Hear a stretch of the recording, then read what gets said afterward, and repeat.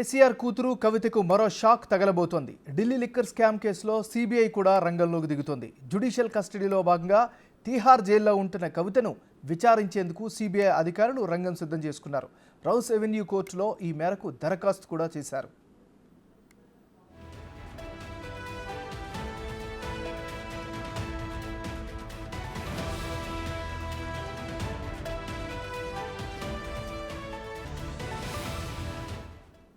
మరిన్ని అప్డేట్స్ ఢిల్లీ నుంచి మా రిపోర్టర్ శివ అందిస్తారు. శివ, చెప్పండి.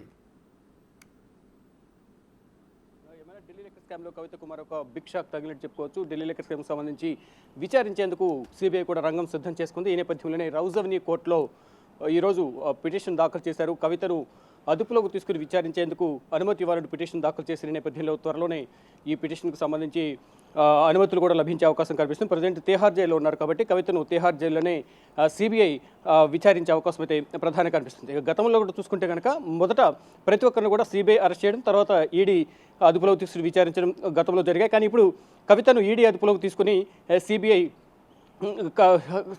విచారించేందుకు రంగం సిద్ధం చేసుకుంది.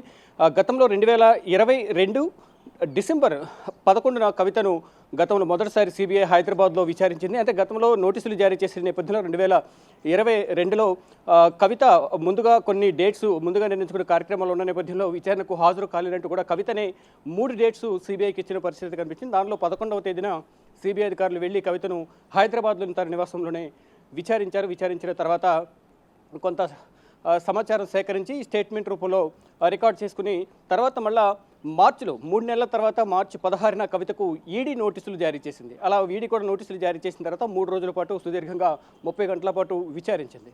అయితే తర్వాత పరిణామాల నేపథ్యంలో కవిత మీద అనేక ఆరోపణలు రావడం, మరోవైపు కవితకు సంబంధించి ఎంపీగా ఉన్న సందర్భంలో అశోక్ కౌశిక్ పిఏ ఎవరైతే ఉన్నారో అశోక్ కౌశిక్ ఇచ్చిన వాంగ్మూలం కానీ ఏదైతే రౌజోని కోర్టుకు వెళ్ళి తను అప్రూవర్గా మారుతున్నట్లు 164 సిఆర్పిసి కింద వాంగ్మూలం ఇచ్చారు. ఈ నేపథ్యంలోనే కవితను నిందితురాలుగా చేరుస్తూ సిబిఐ కేసులో 41A సిఆర్పిసి నోటీసులు ఇచ్చి ఆ సందర్భంలో విచారణకు రావాలని కోరిన నేపథ్యంలో అంటే ఫిబ్రవరి 26న కవితకు సిబిఐ నోటీసులు జారీ చేసింది. కానీ ఆ సందర్భంలో కవిత సుప్రీంకోర్టులో కేసు ఉన్న నేపథ్యంలో నేను విచారణకు హాజరు కాలేను, ముందుగా నిర్ణయించుకున్న కార్యక్రమాలు ఉన్నాయి. మరోవైపు ఎన్నికల సమయం దగ్గర పడుతున్న నేపథ్యంలో తన పార్టీ తనకు కొన్ని కార్యక్రమాలను కొన్ని బాధ్యతలు అప్పగించింది కాబట్టి ఈ ఎన్నికలు ముగిసిన తర్వాత నేను విచారణకు హాజరవుతాను, లేని పక్షంలో మీరే వచ్చి విచారించవచ్చు లేదా వీడియో కాన్ఫరెన్స్లో విచారణకు హాజరవుతానంటూ తెలిపారు. కానీ తదనంతర పరిణామాల నేపథ్యంలో ఈడీ వెళ్ళడం అరెస్ట్ చేయడం అంటే మార్చి 15న ఈడీ హైదరాబాద్ వెళ్ళి కవితను అరెస్ట్ చేసి ఢిల్లీ తీసుకొచ్చి రౌజోని కోర్టులో హాజరుపరిచిన తర్వాత ఈడీ కస్టడీకి 10 రోజుల ఈడీ కస్టడీకి రౌజోని కోర్టు అనుమతి ఇచ్చింది. కస్టడీ ముగిసిన తర్వాత 15 రోజుల జ్యుడిషియల్ కస్టడీ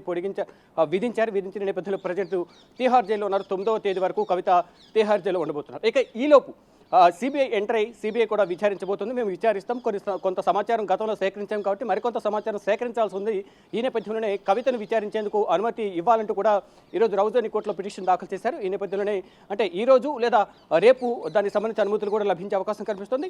తర్వాత సిబిఐ కూడా ఎంటర్ అయ్యి తీహార్ జైల్లో విచారించడమా లేదా ఇటు సీజీఓ కాంప్లెక్స్లో రోడ్లో ఏదైతే సిబిఐ హెడ్ ఆఫీస్ ఏదైతే ఉందో సీజీఓ కాంప్లెక్స్ అక్కడికి తీసుకుని విచారిస్తారా లేకపోతే తీహార్ జైల్లోనే విచారిస్తారా అనేది కూడా చూడాల్సింది. మ్యాక్సిమం ఇప్పుడు కస్టడీలో ఉన్నారు కాబట్టి పోలీస్ కస్టడీలో తీహార్ జైలుకి వెళ్ళే సిబిఐ అధికారులు విచారించే అవకాశాలు అయితే ఎక్కువ కనిపిస్తున్నాయి.